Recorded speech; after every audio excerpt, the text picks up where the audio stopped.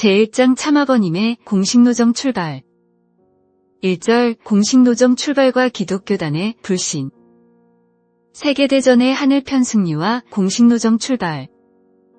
제2차 세계대전에서 기독교 문화권을 중심한 하늘편이 승리함으로써 재림주님을 중심한 섭리적 기대가 조성되었다. 그리고 한국이 1945년 8월 15일 일본 식민통치 40년을 마감하고 해방을 맞이한 것은 하나님의 섭리사에 큰 획을 긋는 사건이었다. 한국이 일본의 업정에서 벗어나면서 섭리가 새로운 단계로 진입할 수 있게 된 것이다. 제2차 세계대전은 영국, 미국, 프랑스가 연합해 일본, 독일, 이탈리아를 대해서 싸운 세계적인 전쟁입니다. 타락할 때 심었으니 심은 대로 거둬야 됩니다. 아담해와 그 다음에는 가인, 아벨로 뿌려졌기 때문에 세계도 두 갈래로 벌어집니다. 하늘 편도 아담, 해와와 가인, 아벨, 사탄 편도 아담, 해와와 가인, 아벨 이렇게 두 패로 갈라지는 것입니다. 개인이 뿌려져서 열매 맺힌 것이 세계적 나라로 나타나는 것입니다. 그래서 영국은 하늘편 해와이고 미국은 하늘편 아벨이고 프랑스는 하늘편 가인입니다. 일본은 사탄편 해와이고 독일은 사탄편 아벨이고 이탈리아는 사탄편 가인입니다. 2차 대전에서 하늘편과 사탄편이 싸워서 사탄편이 졌습니다. 제2차 세계대전 기간에 한국은 일본의 통치하에 있었습니다. 한국의 애국지사들은 일본의 압제에 대항해서 싸웠습니다. 하나님은 인간 조상이 타락함으로써 사위기대를 잃어버렸습니다. 그러므로 하나님 복귀 섭리의 목적은 이 사위기대를 복귀하는 것이었습니다. 그래서 성경과 하나님의 섭리 속에 사수가 많은 것입니다. 성경에는 40년과 400년 탕감 기간이 많이 있습니다. 모든 복귀와 탕감이 원리에 따라서 이루어졌습니다. 한국이 하나님의 섭리에서 아담 국가가 되려면 해와 국가의 통치하에 놓여야 합니다. 해와 국가를 이겨냄으로써 독립을 쟁취해야 됩니다. 당시 일본은 독일과 이탈리아와 결합하였는데 이들 나라는 모두 섭리적으로 사탄편 국가입니다. 하늘편에는 미국과 영국, 프랑스가 있었습니다. 제1차 세계대전 동안에 독일은 거의 파괴되었습니다. 그러나 독일이 20년 안에 복구될 수 있었던 것은 제2차 세계대전에서 독일이 하나님의 섭리 안에서 감당해야 될 큰 의의가 있었기 때문입니다. 항상 먼저 공격했던 나라가 패했습니다. 미국, 영국, 그리고 프랑스가 연합해서 사탄편 국가들을 이겼습니다. 한국은 40년 동안 일본의 지배를 받아야 했습니다. 일본은 사탄편 해와 국가였습니다. 그 40년 기간에 일본은 한국의 문화적 전통, 심지어 한국의 언어까지 없애려고 했습니다. 이스라엘 나라와 기독교가 영육을 중심 삼고 사탄권에 지배받으면서 싸워나온 것과 마찬가지로 한국도 40년간 육적인 면에서 원수에게 지배받으면서 영적인 면에서 이 나라를 위해서 생명을 바칠 것을 각오하는 무리를 중심 삼고 독립운동을 해나왔습니다. 이러한 정기를 중심 삼고 하나님은 섭리의 인연을 세워나왔습니다. 그리하여 민족을 규막, 결속하고 기독교를 위주로 한 사람들이 주동이 되어 나라를 세우게 됐습니다. 그렇게 기독교 신자들이 영적인 면에서 일제강점기 40년 동안 나라도 없는 가운데서 죽은 길을 자진해가면서 나라를 사랑하는 충절의 도리를 세웠다는 것은 섭리사적으로 중대한 의의가 있습니다. 한국의 독립과 더불어 새로운 섭리적 운동이 제2차 세계대전에서 승리한 미국을 중심 삼고 벌어져야 했습니다. 기독교와 미국을 중심한 세계적 승리의 터전, 그 기반 위에서 새로운 역사시대에 하나님의 섭리가 출발해야 했다는 것입니다. 아버님은 새로운 원리를 중심 삼고 지하활동을 해나왔는데 그때는 아버님이 표면으로 나타나야 될 때였습니다. 그리고 한국에는 미군이 주둔하여 군정이 세워지게 됐는데 그 군정에 종사하는 사람들은 외국에서 유학하고 온 사람들이 많았습니다. 그런 사람들이 군정과 하나 되기 시작했습니다. 그런데 신사참배를 중심 삼고 일본 정부의 앞잡이 노릇을 하던 사람들은 미군 행정처와 결탁하고 있었고 지하운동을 한 기독교인들은 국내파로서 외국에 대해 친숙하지 않아서 미군 행정처와 관계를 가질 수 있는 입장이 못 됐습니다. 그래서 일본 정부를 지지하던 기독교인과 일본 정부를 반대하던 기독교인이 갈라지게 되었습니다. 종교의 목적은 아담을 완성하는 것입니다. 또 하나님의 구원 섭리 목적은 아담 완성입니다. 에덴 동산에서 하나님이 창조하게 될 때에 천사는 아담 완성을 협조했습니다. 하나님은 천사를 성령과 협조의 대상자로서 지었습니다. 하나님의 목적이나 천사장의 목적이 아담을 완성하는 것이기 때문에 그 기준을 3개, 영계와 육계를 놓고 재탕감해야 됩니다. 그렇기 때문에 영육을 중심한 하늘편에선 천사권 종교가 기독교입니다. 기독교를 중심 삼고 참고 전 세계가 움직일 수 있는 환경이 이뤄진 것이 제2차 세계대전 직후였습니다. 전 세계가 하늘편으로 넘겨졌다는 것입니다. 그때의 아담은 나타나게 마련입니다. 영육을 중심 삼은 사탄 세계와 하늘편 천사권이 싸워서 승패를 겨룬 것이 2차 대전입니다. 성경상으로 보면 아마겟돈 전쟁이라는 것입니다. 2차 대전이 하늘편의 승리로 끝났다는 사실은 영계의 하늘편 천사권과 지상 천사권이 사탄 세계를 대해 승리했다는 것입니다. 그러니까 아담이 나타날 수 있는 때가 온다는 것입니다. 그래서 2차 대전 직후에 재림주현현 시대가 온다고 하는 것입니다. 제2차 세계대전의 끝이 가까이 왔을 때 일제의 압박으로 독실한 기독교인들은 신앙생활이 어려워졌고 그들은 결정적인 심판이나 판결을 한국에 내려주시기를 하나님께 기도했습니다. 하나님에 의해서 또는 영계에 의해서 직접적으로 인도되었던 많은 사람들이 있었는데 그들은 일본 경찰이 붙잡으려고 할 때 피하거나 탈출할 수 있었습니다. 그들 대부분은 일본이 언제 패배할 것인가를 알고 있었습니다. 또한 많은 사람들이 2차 대전 후에는 세계의 역사가 한국을 중심 삼고 전개될 것이라는 계시를 하늘로부터 받았습니다. 아버님도 그러한 몇몇 단체들과 연결되었습니다. 그러나 비록 아버님이 그런 단체들과 연결되었다고 하더라도 그때 아버님은 여러분이 지금 배우고 있는 원리의 어떤 것도 결코 말할 수 없었습니다. 왜냐하면 하나님으로부터의 말씀도 있었거니와 한국이 해방되면 이 일을 시작할 수 있는 환경이 되었을 때에 일하기로 하나님께 약속을 했기 때문에 그때에는 말할 수 없었습니다. 하나님의 뜻은 한 사람만에 의해서 성취될 수는 없습니다. 함께 일할 수 있는 대상이 있어야 합니다. 또한 하나님은 제2차 세계대전 후에 모든 기독교회가 분열될 것을 알려주셨습니다. 1945년 해방 직후 아버님을 중심한 통일운동은 대번에 세계를 통합할 수 있는 기독교 문화권을 중심으로 출발해야 됩니다. 그 자리에서는 벌써 국가 기준을 넘어가게 된다는 것입니다. 그때 한국은 주권이 없었고 기독교 문화권을 중심한 미국이 천사장의 승리권 기반 위에 양자 기반을 이어받았습니다. 이 터전 위에 세계적 판도 기반을 잃었다면 천사세계 완성과 양자세계 완성이 이루어져서 집계자녀를 맞이할 수 있는 세계문화권 시대로 들어가는 것입니다. 예수님을 중심한 아벨 문화권을 이룬 것이기 때문에 천사장권과 양자권이 이어지고 아들권과 연결할 수 있습니다. 종적 역사가 횡적으로 하나 된다는 것입니다. 이것을 수습해서 통일하지 않으면 사탄의 기점을 제거할 수 없습니다. 아버님이 85광복 전에 기독교를 중심으로 모든 기반을 닦았다면 신사참배를 거부하다 옥에 갇힌 재건파는 아버님의 믿음의 기반 위에서 중심이 되었을 것입니다. 그렇게 되었다면 기독교가 내 말을 다 받아들여서 연합군을 맞아들일 수 있는 자리에 서는 것입니다. 세계 전체가 연결되어 연합군이 들어오는 것을 감옥에 들어갔던 사람들이 맞이하게 되었을 것입니다. 그때 연합군이 들어오면 이북에서 직접 환영하게 됩니다. 그랬으면 한국은 남북으로 갈라지지 않았을 것이고 신령한 사람들이 연합군을 중심 삼고 하나 되면 사탄이 침범할 곳이 없다는 것입니다. 그런데 이러한 정상을 그르치게 되니 할 수 없이 이러한 모든 것을 조건으로라도 다시 찾아야 했습니다. 그러나 이 신령한 집단이 안 받아들이니 아버님은 외로운 자리에서 사람들을 보내 3번 이상 통과하고 하늘 앞에 보고하고 나서 그들에게 너희가 받아들이지 않을 때에는 너희 국가와 세계는 파괴되고 지금까지 세워진 공적을 하늘이 거두어갈 것이다 라고 했습니다. 그렇게 통고해서 아버님이 거두어 들릴 수 있는 기반을 닦아놓고 한국의 해방을 기다린 것입니다. 해방이 올 때에는 세계 어디서나 행차를 해야 되는 것입니다. 아버님은 일제 치하에서 압제를 받던 시대를 거쳤습니다. 그렇기 때문에 아무리 포부를 크게 갖고 아무리 벅찬 희망을 가슴에 품고 있다 하더라도 내적 심정을 토로할 수 있는 환경이 주어지지를 않았습니다. 무슨 색다른 생각을 갖고 있다 할지라도 그것을 말하기 위해서는 반드시 주위를 살펴보고 안팎으로 감정해야 했습니다. 안심이 된다고 확실히 느끼지 못하고는 제 아무리 훌륭한 사상이나 이념을 가졌다 하더라도 말할 수 있는 시대가 아니었습니다. 부자유스러운 시대였다는 것입니다. 그런 환경에서 아버님은 남이 모르는 복귀의 노정, 지금까지 원리 가운데 나타난 복귀 노정을 더듬어 싸우면서 준비해 나왔습니다. 그리하여 1945년에 해방을 맞았습니다. 그때가 26세였습니다.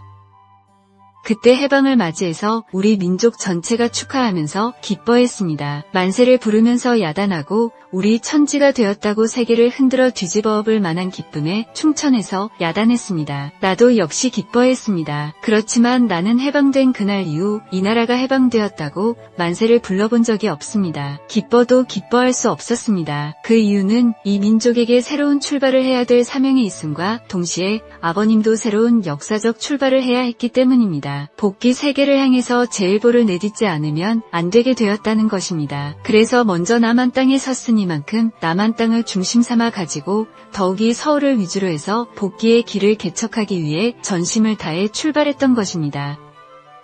기독교 지도자의 불신과 신령교단 복귀 섭리는 세계사적인 전환기인 1945년 해방 직후 기독교 지도자들을 중심으로 하늘 주권을 세우고 세계를 복귀할 수 있는 절호의 기회를 맞이하였다. 그러나 기독교가 이러한 섭리를 담당할 참아버님을 받아들이지 않음으로써 새로운 섭리적 기반을 마련해야 되는 어려운 상황에 직면하였다. 이렇듯 서울을 중심한 1차 출발 섭리가 좌절되면서 1946년 6월 이후 평양을 중심으로 2차 출발 섭리가 진행되었다. 그러나 참아버님께서는 하나님이 오랜 세월 준비했던 모든 섭리적 기반이 무너지면서 옥중순환길을 가셔야만 했다.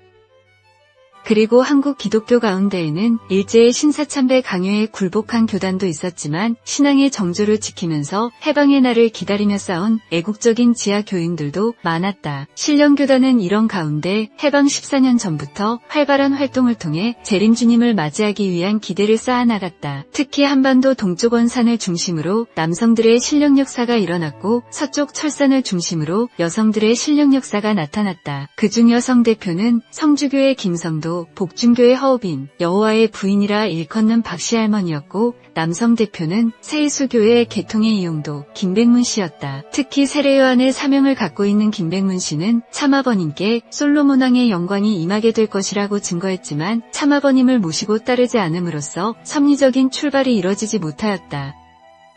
세계 기독교 문화권을 중심 삼은 민주세계는 제2이스라엘권이여 기독교는 민주세계의 사상적인 지도를 맡아야 할 입장, 즉 이스라엘 나라 앞에 유대교와 마찬가지 입장입니다. 이스라엘과 기독교는 이렇게 영적으로 연결되게 되어 있습니다. 따라서 재림 역사는 영적인 이스라엘권을 상속받을 수 있는 승리적 기반을 갖춘 터 위에서 해야 됩니다. 영적인 개인에서부터 영적인 가정, 종족, 민족, 국가, 세계권까지 승리적인 터전을 갖추어 지상에 나타나야 됩니다. 그러지 않고는 지상 수습작전을 할 수 없는 것이 재림 역사입니다. 영계를 굴복시켜 휘하에 두고 하나님의 뜻을 따라 지상에 군림해야 됩니다. 이렇게 되면 지상에서는 실체적인 재탄감 노점을 거쳐가면 됩니다. 그런데 영적으로 세계적인 이스라엘권이 승리했습니다. 영적으로 승리한 세계적 이스라엘권은 세계적 천사세계에 해당합니다. 따라서 재림주님은 제3아담이기 때문에 제2아담인 예수님이 영적으로 승리한 영적 이스라엘권의 발판을 상속받아야 됩니다. 한국은 해방 후 기독교권인 민주세계의 보호에 의해 세계가 하나 된 자리에서 세워졌습니다. 그때 아버님은 새로운 역사적인 사명을 하기 위해서 건국 당시의 요원들과 손을 잡고 최고의 자리에서 출발할 것을 기대했습니다. 그렇게 돼야 했음에도 불구하고 기독교를 대표한 몇몇 목사가 반대함으로써 가로막히기 시작했습니다. 기독교를 중심한 국가 형태가 생겨났어야 되는데 기독교의 최고 지도자들이 반대함으로써 전국에 기독교가 반대할 수 있는 길이 생겨나게 되었습니다.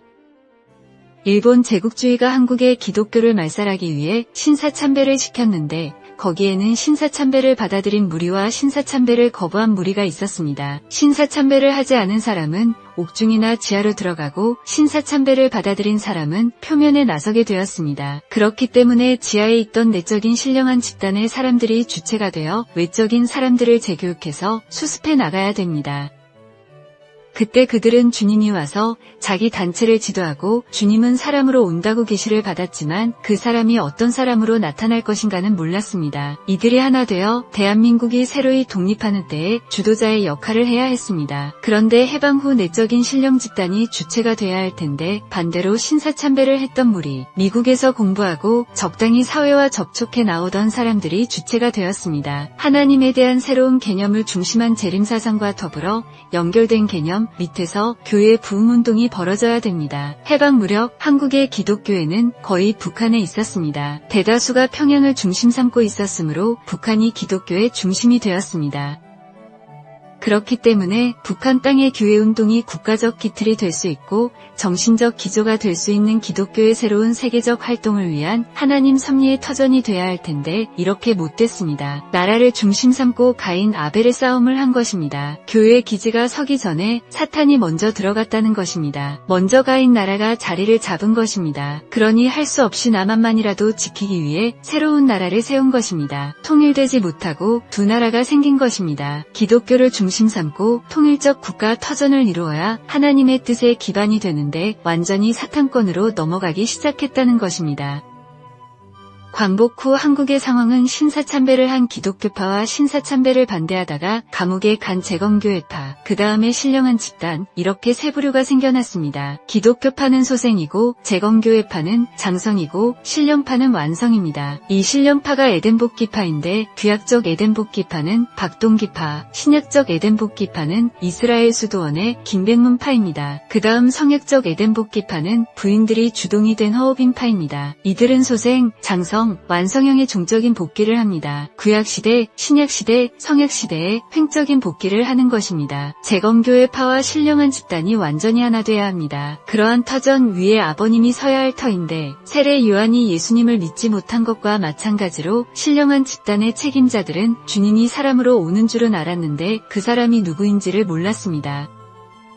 김성도 씨는 해화적 사명자여 허오빈 씨는 마리아적 사명자입니다. 허오빈 집단은 예수님이 이 땅 위에 와서 33년 동안 살다가 뜻을 못 이루고 원치 않는 십자가의 죽음길을 갔기 때문에 그것을 복귀하기 위한 모든 준비를 했습니다. 그리고 다시 오시는 주님은 한국 사람으로 오실 것이라고 했습니다. 그분의 키는 얼마이고 체격은 어떠하다는 것까지 계시를 받아서 옷가지에서부터 친구에 이르기까지 일체를 준비했습니다. 원래 그런 것을 다 준비해야 됩니다. 그것을 준비한 사람이 땅 위에 없으면 주님을 보낼 수 없다는 것입니다. 옛날 이스라엘 민족이 주님이 누울 방 한 칸 준비하지 못하여 예수님은 말구 위에 눕게 되었습니다. 그러한 한을 가진 하나님이기에 하나님은 한 사람을 택하시어 생활적인 모든 것, 즉 옷과 방과 가정기물 일체를 준비시켰습니다. 이 시대에 문화생활을 하는 동서양의 어느 누구에게도 지지 않을 최고의 수준으로 모든 것을 준비시킨 것입니다.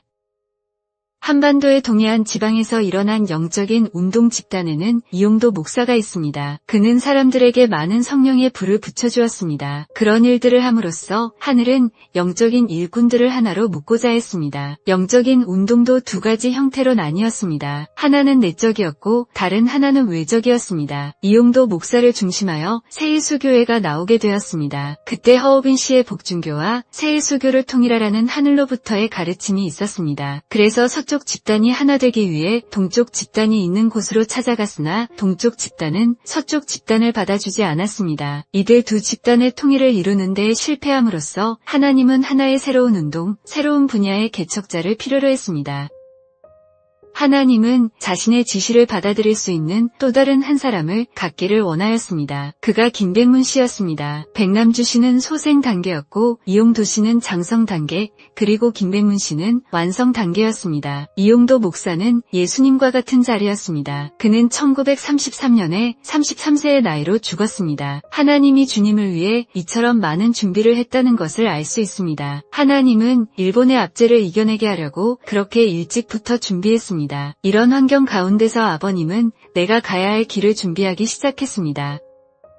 아버님이 25세 전후에 전국에 있는 신령한 사람들을 편답했습니다. 이름 있는 목사들과 이름 있는 승려, 역술가 등을 전부 편답한 것입니다. 그러면서 그들이 알고 있는 신앙관과 내가 알고 있는 신앙관을 비교하면서 이론 토론을 하곤 했습니다. 그런 목사들에게 타락이 뭐냐고 질문하면 아는 사람이 없었습니다. 인간이 어떻게 타락됐느냐 하는 것을 모릅니다. 근본이 희미한 기반에서 출발한 것은 아무리 과정이 놀랍고 결과가 세계적이라고 해도 완전한 완성의 종착점에 기착할 수 없습니다. 그러나 그들은 타락의 근원을 완전히 모르고 있었습니다. 아버님은 타락이 어떻게 되었다는 사실을 전부 아는 관점에서 수많은 신령한 사람을 만나봤지만 그들은 몰랐습니다. 그렇다고 해서 때가 되지 않았는데 발표할 수도 없었습니다.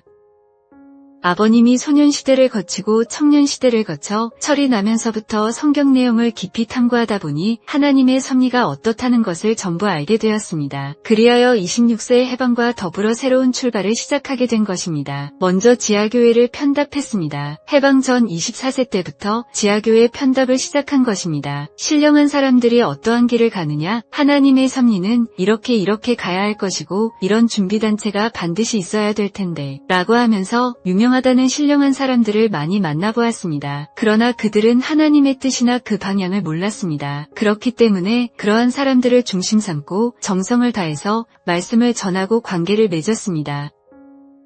지하교회의 책임자는 모를지라도 그 교회 가운데서 연계를 통하는 신령한 사람들은 아버님을 증거했습니다. 내가 일주일만 거쳐가게 되면 거기에 있던 신령한 사람들은 내 뒤를 따라오는 현상이 벌어졌습니다. 그렇기 때문에 지하교회도 둘로 갈라지게 되었습니다. 신령한 교회를 편성하기 위해 뜻 있는 사람을 모아야 됩니다. 그 사람들에게 가르쳐야 할 내용은 주님은 구름을 타고 오지 않는다는 것이었습니다. 그것을 한 10년쯤 덮어뒀다가 발표했으면 수많은 기독교인들이 아버님에게 돌아올 것을 알았습니다. 그러나 하늘은 그렇게 못합니다. 정면에서 투쟁해야 됩니다. 하나님은 보이지 않습니다. 그러니 보이는 기관이 되어서 보이지 않는 사탄 세계를 대치하여 극복해 넘어가야 됩니다. 아버님은 해방 3개월째 되던 1945년 10월에 김백문 씨를 만났습니다. 나는 그에게 큰 사명이 있다는 것을 알았습니다. 그 당시에 그는 개신교 수도원을 하나 가지고 있었습니다. 그는 하늘로부터 하나의 수도원을 소유하라는 말씀을 들었습니다. 또 재림 주님을 맞이할 수 있는 세력을 준비하라고 들었습니다. 그것이 그가 하늘로부터 들었던 내용입니다. 그래서 아버님은 그 집단을 찾아가서 그를 만났고 그와 함께 6개월 동안 지냈습니다. 그 기간 동안에 하나님은 여러 가지 방법으로 역사하셨습니다. 아버님은 김백문 집단에 가서 종살이를 했습니다. 그때 얼마나 많은 눈물을 흘렸는지 여러분은 생각도 못할 것입니다. 여러분은 상상하지도 못할 간곡한 심정을 가지고 기도를 했던 것입니다. 그때 기도하던 마루에는 눈물이 얼룩지고 흘린 눈물이 마를 날이 없었습니다. 나는 그가 가르쳐준 내용을 비판할 수도 있었습니다. 입만 열면 그들을 완전히 굴복시킬 수 있었음에도 거기에서 아무 말 없이 봉사하는 생활을 계속했습니다. 이렇게 하자 하나님이 같이 했습니다. 그들도 영이 맑은 사람들이기 때문에 하늘은 그들에게 아버님을 따르라는 명령을 내렸습니다. 예수님이 세례 요한에게 축복을 받았던 것처럼 아버님은 김백문 씨로부터 모든 것을 상속받기로 예정되어 있었습니다. 만난 지 6개월 후에 김 씨는 하늘로부터 계시를 받았고 그는 나의 머리에 자기 손을 얹고 전 세계에 솔로몬 왕의 영광이 임하게 될 것이라고 축복했습니다. 아버님이 김 씨를 만난 것은 큰 의미를 가지고 있습니다. 김 씨가 하늘로부터 그러한 축복을 해주라고 계시를 받았다면 그는 모든 것들을 알아내기 위해 나에게 질문을 해야 했습니다. 그것이 그의 5% 책임 분담이었습니다. 그런데 그때는 그를 따르던 독실한 추종자들이 아버님을 따랐습니다. 그는 그것을 알았고 그것에 대해 좋게 여기지 않았습니다. 아무튼 아버님은 그로부터 축복을 받았고 그가 갖고 있던 것을 상속받았습니다. 아버님은 해방 후 김백문 씨와 같이 출발하려고 했습니다. 김백문 씨와 나는 가인과 아벨, 세례 요한과 예수님 같은 입장에 있었습니다. 그 사람은 기독교 신앙을 하고 있었는데 예수님이 하나님과 동의의 사람이라고 했습니다. 근본을 잘 모르고 있었지만 그 사람이 신령한 면에서는 당시 기독교에서 최고 신앙 기준에 있었던 것만은 틀림없습니다. 김 씨의 수제자와 신령한 교인들이 영계를 통하고 있었기 때문에 영계에서 그의 제자들에게 아버님을 따라가라고 가르쳐 주었습니다. 그랬지만 나는 거기에 들어가서 아무 말도 하지 않았습니다. 왜냐하면 남의 기반에 들어가서 그 기반을 무너뜨리면 안 되기 때문입니다. 그들을 자연적으로 굴복시켜야 됩니다. 그래서 나는 눈물도 많이 흘리면서 모범적인 교인의 한 사람으로서 말없이 지냈던 것입니다. 그 교인들이 아버님을 따르려고 결심을 하게 되니까 여기서부터 문제가 벌어졌습니다.